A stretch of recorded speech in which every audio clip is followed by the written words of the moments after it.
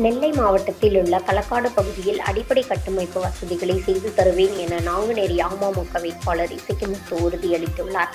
நாங்குநேரி சட்டமன்ற தொகுதியில் தேசிய ஜனநாயக கூட்டணி சார்பில் போட்டியிடும் அமமுக வேட்பாளர் இசக்கிமுத்து கிராமமாக பிரச்சாரத்தில் ஈடுபட்டு வாக்கு சேகரித்து வருகிறார்.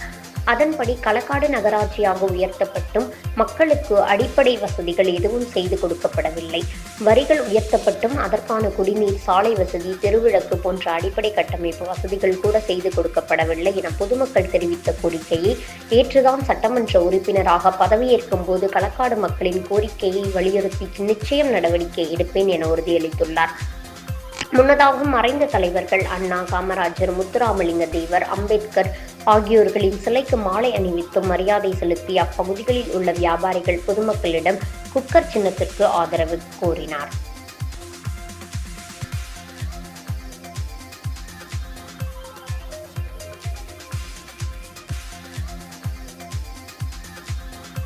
வாக்காளர் பெருமக்கள் அனைவருக்கும் எனது மனித வணக்கத்தினை தெரிவித்துக் கொள்கிறேன்.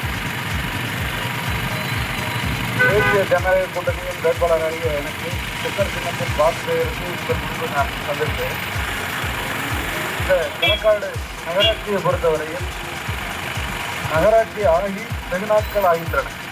ஆனால் ஒரு நகராட்சிக்கு அந்தஸ்துக்குரிய அடிப்படை வசதிகள் எதையும் இன்னும் நிறைவேற்றப்படவில்லை. ஹாஸ்பிட்டல் வெளியில தான் இருக்குது.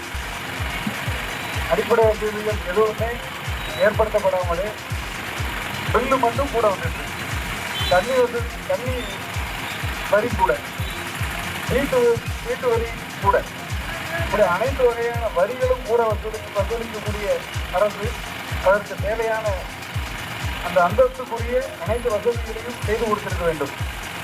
இதை நீங்கள் எல்லாம் கூறிய காரணத்தினால் உங்களது குரலாக வரக்கூடிய அமையக்கூடிய சட்டசபை உங்கள் குரலாக நான் ஒழிப்பேன், உங்களுக்கு தேவையான வசதிகளை நான் பெற்றுத் தருவேன் என்று கூறி உங்கள் நல்ல உறவோடு விடைபெறுகிறேன். நன்றி, வணக்கம்.